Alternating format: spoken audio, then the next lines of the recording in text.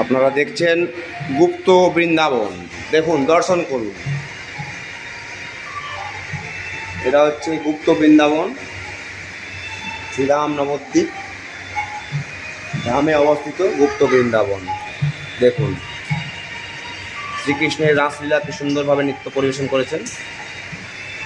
এখানে অদ্ভুত এক মহিমাময় জায়গা। আপনারাও আসুন এবং সচক্ষে দর্শন করুন। দেখুন দেখুন এখানে দেখুন,